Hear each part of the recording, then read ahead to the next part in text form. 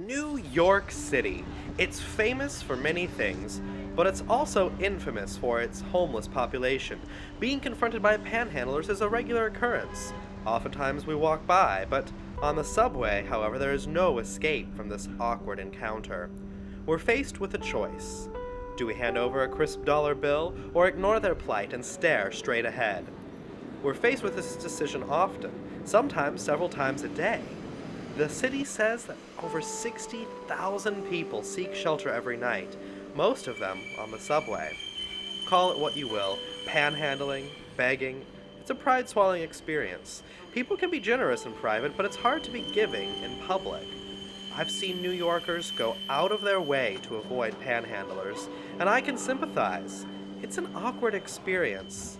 It makes us uncomfortable.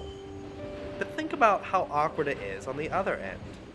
I cannot imagine reaching the point of desperation where I stand in the cold, asking for money, or ride the subway, sharing my story and ask for change. Being at that point of desperation, I'm forced to think, could I swallow my pride? I'm not sure I could. Some people won't give money because they say there are scammers out there. People will hold up a cardboard sign and just pretend to be homeless, they'll argue.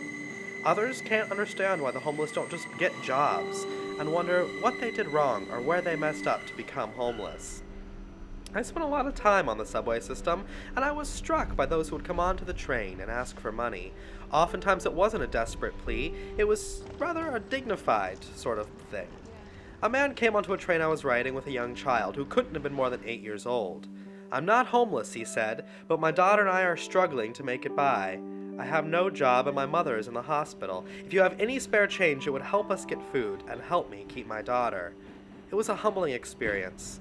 I cannot imagine getting to the point in life where I would board a train and ask people for money. I'm very prideful. I can't imagine how desperate I would have to be to even think about swallowing such a large piece of humble pie. I know there are those who will pretend. They'll make up cardboard signs and stand on the road asking for money. But I wonder if this man and his daughter were really in need and had really found themselves desperate enough to ask strangers for money in a heartfelt plea. And perhaps you don't want to give money to people on the street. That's your choice. But at least in private, donate to an organization that helps those less fortunate than you. Giving even just $5 to an organization like Coalition for the Homeless can make a huge difference. Appreciate what you have, and give what you can. I get water, pizza, and pay car fare for those kids. If I had it, I wouldn't come through here. Helping a good man. Most people call me coach, and I've been doing it a long time. Have a good night.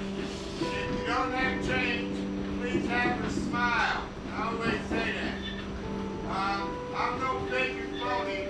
Coaching basketball. Be glad to help if you can.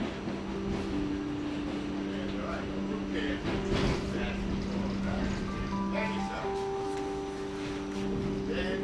Smile, son. 1 out of 10 or 20 people help out. Penny something. Hey, smile with money. Somebody cares around here. God bless. Thank you. Have a good evening, y'all. Thank you. I know most of y'all don't believe.